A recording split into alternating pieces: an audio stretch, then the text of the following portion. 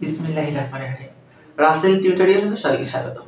আজকে আমরা করব স্ট্রাকচারাল মেকানিক্স এর চ্যাপ্টার 5 ঘর্ষণ অথবা ফ্র্যাকশনাল ফোর্স, ঘর্ষণ বল।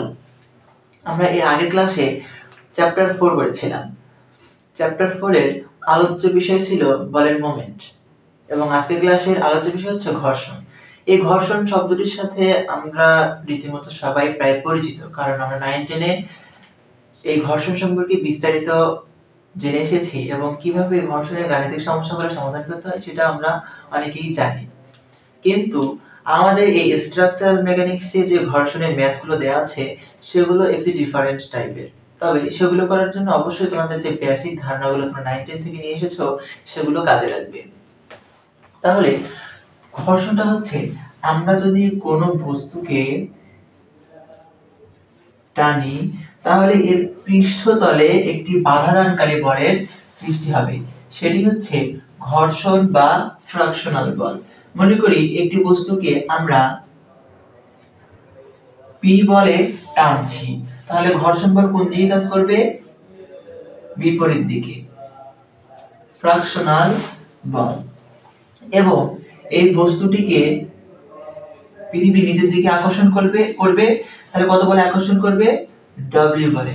এবং যদি এটি ডব্লিউ বলে আকর্ষণ করে তাহলে পৃথিবী বস্তুটিকে একটা বিপরীত বলে প্রতিক্রিয়া দেবে। সেই প্রতিক্রিয়া বলটা কি?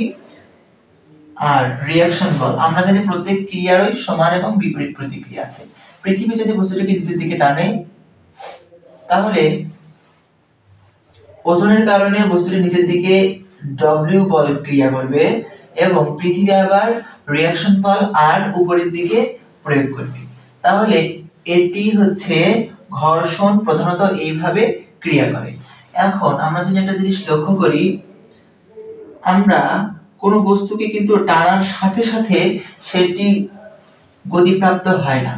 অর্থাৎ আমরা যদি খুব কম পরিমাণ বল প্রয়োগ করি তাহলে এটি প্রথম দিকে নড়তে চাইবে না বা প্রথম দিকে এর অবস্থান পরিবর্তন হবে না। কিন্তু বলের পরিমাণ যদি বৃদ্ধি করতেই থাকি, ঠিক যে সময়ে এসে এই বস্তুটি স্থান পরিবর্তন হতে যাবে বা গতি প্রাপ্ত হতে যাবে, ঠিক সেই পরিমাণ বলকে সীমাস্থ স্থিতি ঘর্ষণ বলে। অর্থাৎ বলের পরিমাণ যত হলে কোনো বস্তু গতিপ্রাপ্ত হতে চায় বা অবস্থান পরিবর্তন করতে চায়, সেই সর্বোচ্চ বলকেই সীমাস্থ স্থিতি ঘর্ষণ বলে। এবং আমরা এর আগের ক্লাসে পড়ে গেছিলাম যে ঘর্ষণ গুণাঙ্ক মিউ ইকুয়াল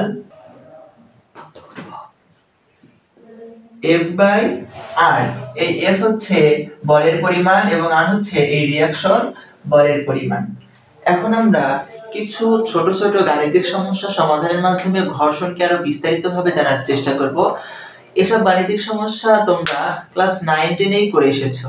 তাও আমি তোমাদের আরো একটু মনে করিয়ে দেওয়ার পাশাপাশি আমাদের বইয়ে কিছু গাণিতিক সমস্যা আছে সেগুলো তোমাদের সমাধান করিয়ে দিই।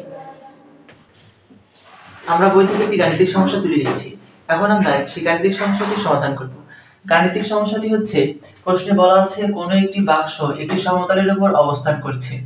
200 কেজি সমান্তরাল বলের সাহায্যে টানা হলে এতে গতির সঞ্চার হওয়ার উপক্রম হয়। যদি তলদ্বয়ের ঘর্ষণ সহগ 0.25 হয় তবে বাক্সটির ওজন কত হবে? আমরা চিত্রের সাহায্যে আগে প্রশ্নটি তুলে নেব।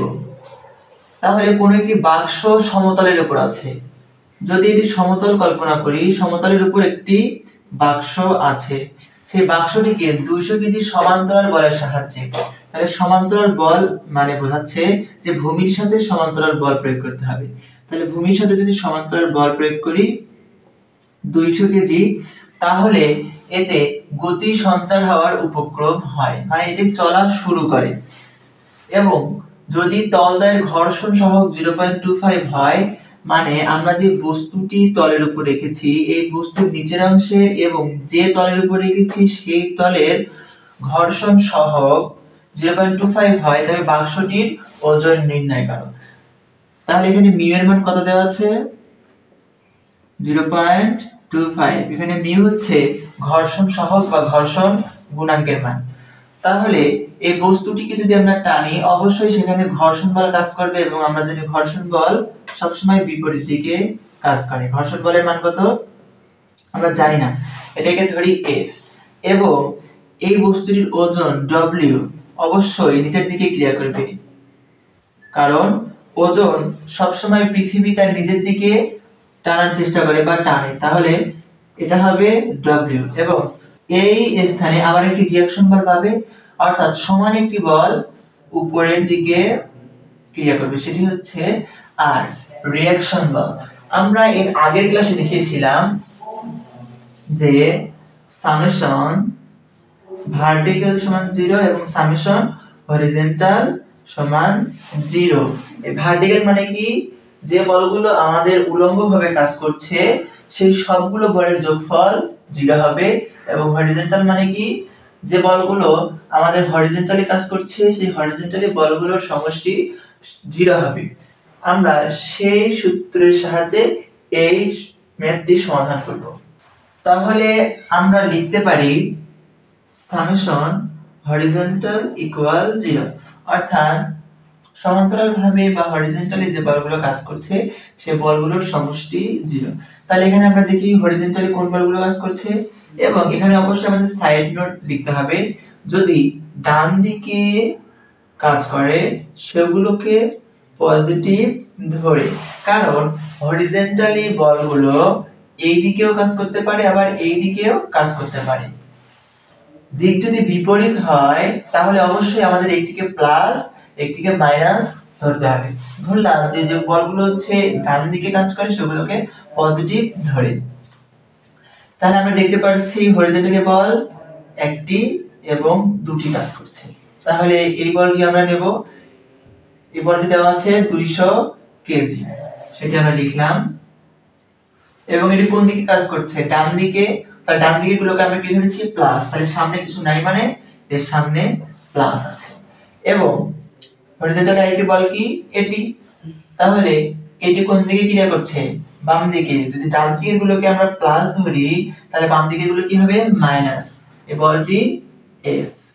আর কি কোন এখানে হরিজন্টালি বল ক্রিয়া করছে, আর কোন হরিজন্টালি বল এই বস্তুর উপর ক্রিয়া করছে না, তাই আমরা আর কোন বল এখানে লিখব না, ইকুয়াল 0। তাহলে আমরা F সমান কি পাচ্ছি 200। তাহলে আমরা F এর মান পেয়ে গেলাম, এবং আমাদের W এর মান নির্ণয় করতে হবে। এবং আমাদের সবসময় মাথায় রাখতে হবে এই W আর এই R সবসময় সমান, কারণ আমরা নিউটনের তৃতীয় সূত্র অনুযায়ী জানি যে প্রত্যেক ক্রিয়ারই সমান এবং বিপরীত প্রতিক্রিয়া আছে। যখন কোনো বস্তু পৃথিবীর পৃষ্ঠে রাখা হয় তখন এই বস্তু পৃথিবীকে যে বল প্রয়োগ করে পৃথিবী ঠিক সেই বস্তুকে সমপরিমাণ বল বিপরীত দিকে ক্রিয়া করে। তাহলে এই বস্তুটার ওজন যদি পৃথিবীকে নিচের দিকে W পরিমাণ বল দেয়, তাহলে পৃথিবীও সেই বস্তুটিকে বিপরীত দিকে রিঅ্যাকশন বল যেটি দিবে সেটি অবশ্যই W এর সমান হবে। তাহলে আমরা এখন সূত্র কি জানি, আমরা একটু আগে দেখছিলাম সূত্র হচ্ছে mu equal F by R, mu equal F by R। তাহলে এখানে আমরা R এর মানটা নির্ণয় করতে পারি, তাহলে R equal F by mu. আমাদের F এর মান দেওয়া আছে কত 200 কেজি, আর এখানে ঘর্ষণ বলটাকে আমরা Fx ধরতে পারি। এখানে Fx আর এখানে যে বলে টানা হচ্ছে সেটি হচ্ছে F এর মান, মানে প্রযুক্ত বলের মান। তাহলে F এর মান হচ্ছে 200 এবং মিউ এর মান কত দেওয়া আছে 0.25। ক্যালকুলেশন করে আমরা পাচ্ছি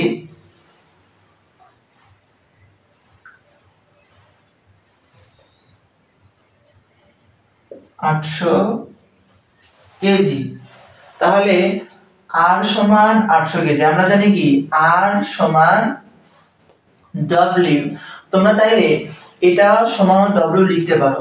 তাহলে তোমরা কিভাবে বুঝবা যে R ইকুয়াল W হলো, এটা অবশ্যই তোমাদের মাথায় ঘুরতে পারে যে কিভাবে এই R ইকুয়াল W হলো। সেটা বোঝার জন্য আমরা চাইলে এখানে আরেকটা সূত্র অ্যাপ্লাই করতে পারি।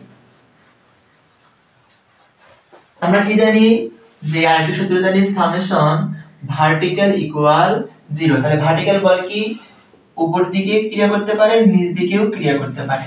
তাহলে একটিকে আমাদের পজিটিভ ধরতে হবে, একটিকে নেগেটিভ ধরতে হবে। ধরি উপর দিকে যে বলগুলো ক্রিয়া করে সেগুলোকে পজিটিভ ধরি।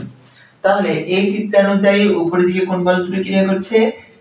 এটি এবং এটি, একটি উপর দিকে একটি নিচ দিকে, অর্থাৎ ভার্টিক্যালি এই বল দুটো কাজ করছে। তাহলে এখানে আর, যেহেতু আর উপরের দিকে ক্রিয়া করছে, আমরা উপরের দিকে গুলো কি ধরেছি? পজিটিভ। তাহলে আর এবং নিচের দিকের বলগুলো কি? নেগেটিভ। মাইনাস নিচ দিকে কি ক্রিয়া করছে? ডব্লিউ। W equal 0। তাহলে আমরা লিখতে পারি ডব্লিউ ইকুয়াল আর। অতএব ডব্লিউ ইকুয়াল, এই আর এর মান আমরা এখান থেকে সূত্র অ্যাপ্লাই করে পেলাম 800। তাহলে ডব্লিউ ইকুয়াল হলো 800 কেজি। তাহলে আমরা দেখতে পারলাম যে পৃথিবীকে যদি কোনো বস্তু একটি নির্দিষ্ট বল আঘাত করে, তাহলে পৃথিবী সেই বস্তুটিকে সমপরিমাণ বল বিপরীত দিকে প্রয়োগ করে। নিউটনের তৃতীয় সূত্র প্রয়োগ করে তাহলে আমরা কি পেলাম? এই বস্তুর ভর নির্ণয় করতে পেলাম। এখন আমরা আরেকটি ঘর্ষণের গাণিতিক সমস্যা সমাধান করব। মনে করি আমাদের একটি প্রশ্ন দেওয়া আছে। প্রশ্নটি এরকম যে কোনো একটি 50 কেজি ভরের বস্তুকে যদি 30 কেজি বলে ভূমির সাথে 45 ডিগ্রি কোণ করে রাখা কোনো তলের উপর দিয়ে টানা হয়, তাহলে ঘর্ষণ গুণাঙ্কের মান কত? তাহলে আমি প্রশ্নটা আবার বলছি, কোনো একটি 50 কেজি ভরের বস্তুকে যদি 45 ডিগ্রি কোণ করে একটি হেলানো তলের উপরে 40 কেজি বলে টানা হয়, তাহলে ঘর্ষণ গুণাঙ্ক মিউ এর মান কত? এটি হচ্ছে আমাদের ভূমি। এবং মনে করি ভূমির সাথে 45 ডিগ্রি কোণ করে একটি তল আছে এবং সেখানে একটি বস্তুকে 40 কেজি বলে টানা হচ্ছে। বস্তুটির ভর কত? 50 কেজি। তাহলে আমরা এখান থেকে লিখতে পারি, তাহলে বস্তুটির ভর m ইকুয়াল 50 কেজি। বস্তুটিকে যদি 40 কেজি বলে টানা হয়, তাহলে অবশ্যই একটি রিঅ্যাকশন বল কাজ করবে। সেই রিঅ্যাকশন বলটি কোন দিকে? বিপরীত দিকে। যেটিকে কি দ্বারা প্রকাশ করা হয়? আমরা জানি সেটিকে Fx দ্বারা প্রকাশ করা হয়। এবং বস্তুটি তো এই যে বস্তুটি এই তলকে একটি বল দিচ্ছে না? যেহেতু বস্তুটির একটি নির্দিষ্ট ভর আছে, বস্তুটি যদি এই তলকে বল প্রয়োগ করে, তাহলে তলটা কি করবে? বস্তুটিকে একটি রিঅ্যাকশন বল প্রয়োগ করবে। রিঅ্যাকশন বলের মান কত? আর। তাহলে রিঅ্যাকশন বলের বিপরীত দিকে কি থাকে? ডব্লিউ। কিন্তু আমাদের ভূমি কোথায়? ভূমি হচ্ছে এখানে। তাহলে ভূমি কি করবে? সোজাসুজি এই দিকে ভরটি ক্রিয়া করবে। আশা করি তোমরা বুঝতে পেরেছো। এই রকম অনেক ম্যাথ কিন্তু আছে, তাই তোমরা একটু মনোযোগ সহকারে বিষয়টি বোঝার চেষ্টা করো। 40 কেজি বলে এই বস্তুটিকে টানা হচ্ছে এবং ঘর্ষণ বল কি করবে? এর বিপরীত দিকে ক্রিয়া করবে। বিপরীত দিকে ক্রিয়া করলো এবং এই বস্তুটি যদি এই তলকে একটি বল দেয়, এই তলটি কি করবে? বস্তুটিকে একটি রিঅ্যাকশন বল দেবে। সেটা অবশ্যই বস্তুর উপর দিকে ক্রিয়া করবে, করলো। এবং এই বস্তুর ওজনটা কোন দিকে ক্রিয়া করবে? পৃথিবীর দিকে আসবে। এটা এইভাবে কিন্তু যাবে না, কারণ এটি তল বরাবর কোণাগুণী ভাবে বস্তুটাকে টানা হচ্ছে। তাহলে বল সোজাসুজি নিচের দিকে ক্রিয়া করবে। এবং আরেকটা জিনিস তোমাদের মাথায় রাখতে হবে যে কোন বস্তুর বল তার কেন্দ্রে সঞ্চিত থাকে। এই অধ্যায়ে সামনের দিকে আছে ভর কেন্দ্রের কিছু ম্যাথ, অর্থাৎ প্রত্যেকটি জিনিসের ভর তার কেন্দ্রে পুঞ্জীভূত অবস্থায় থাকে। আপাতত এই বিষয়টি তোমাদের মাথায় রাখতে হবে। তাই আমি এই বস্তুটির ভর এই কেন্দ্রে রেখেছি এবং কেন্দ্রে থেকেই আমরা টানছি, কেন্দ্র থেকে আবার হচ্ছে ফ্রিকশন বল দিচ্ছে এবং এখান থেকেই রিঅ্যাকশন বল, আবার এখান থেকেই পৃথিবী নিচের দিকে ক্রিয়া করছে। এবং আমাদের কি বলেছে? মিউ এর মান নির্ণয় করতে বলেছে। তাহলে আমরা জানি যে সামেশন ভার্টিক্যাল সমান 0, ধরি উপরের দিকে যে বলগুলো ক্রিয়া করবে সেগুলো পজিটিভ। এই চিত্রটিকে আমরা একটু সোজাভাবে লিখব। তাহলে এই চিহ্নটাকে আমরা সোজাভাবে দিলাম। এটি কত কেজি বল? 40 কেজি। এবং এটি হচ্ছে এফ। এবং উপরের দিকে রিঅ্যাকশন বল। এবং এই ওজনটা কি একটু বাঁকা হয়ে আসছে না? রিঅ্যাকশন বলের সোজায় আমরা একটা রশ্মি বর্জিত করলাম। তাহলে এই রশ্মিটা এদিকে একটু বেঁকে আসছে, বেঁকে দিলাম। এটাই হচ্ছে বস্তুটির ওজন এদিকে একটু ক্রিয়া করবে। এখন আমাদের কিন্তু এই কোণের পরিমাণটা জানা দরকার। কিভাবে আমরা জানবো? এই ভূমির সমান্তরালে আমরা এই বিন্দুতে একটি রশ্মি কল্পনা করি। তাহলে আমরা একটা রশ্মি কল্পনা করেছি। তাহলে আমরা জানি কোন সমান্তরাল রশ্মিকে যদি তির্যকভাবে একটি রশ্মি ছেদ করে তাহলে এখানে একান্তর কোণ উৎপন্ন হয়। একান্তর কোণ মানে এই কোণ সমান এই কোণ। তাহলে এখানে সেই একান্তর কোণ উৎপন্ন হয়েছে। তাহলে এই কোণ সমান কি হবে? এই কোণ। তাহলে এই কোণের মান কত? 45 ডিগ্রি। তাহলে এই বলটি কি তির্যকভাবে ক্রিয়া করছে না? আমরা কি জানি? বল বিভাজনের নিয়ম অনুযায়ী আমরা জানি যে কোন বল কখনো তির্যকভাবে ক্রিয়া করে না। যদি তির্যকভাবে কোনো বলকে দেয়া হয় তাহলে সেই বলটি দুটি উপাংশে ভাগ হয়ে যায়। একটি হচ্ছে আনুভূমিক উপাংশ আর একটি উলম্ব উপাংশ। তাহলে আনুভূমিকের সাথে কার সম্পর্ক? কজের সম্পর্ক। এই বলটি কি? অবশ্যই ডব্লিউ।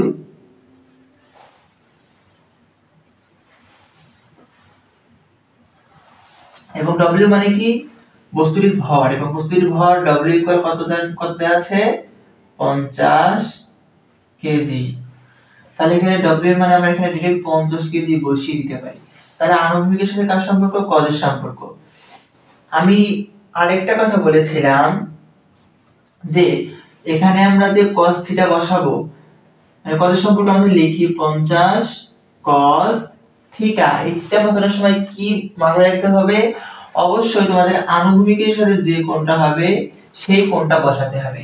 তাহলে আমরা এই কোণটা কিভাবে নির্ণয় করব? আমরা জানি এই পুরো কোণের মান কত?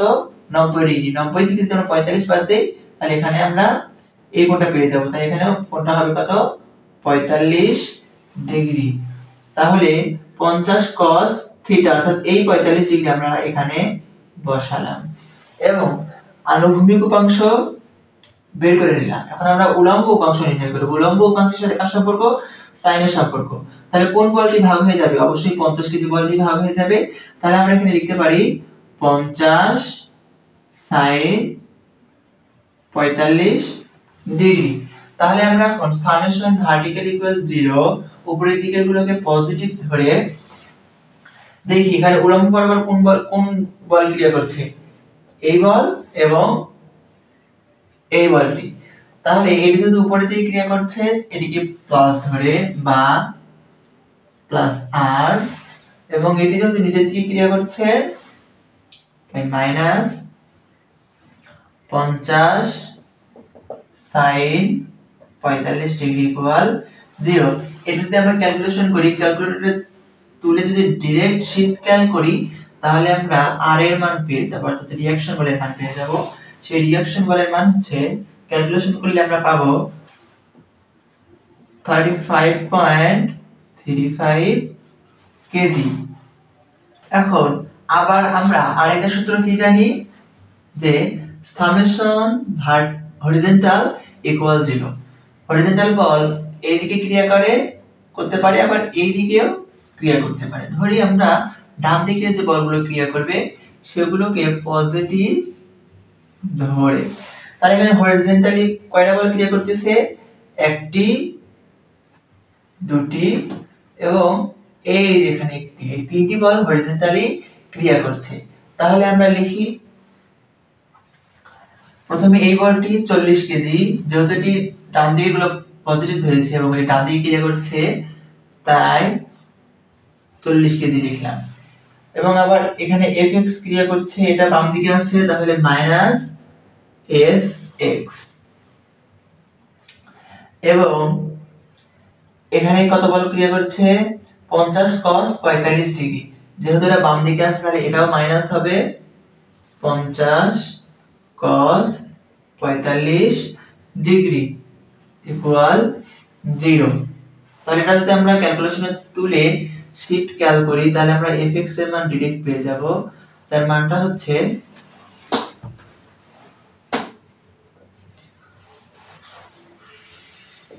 4.64 কেজি।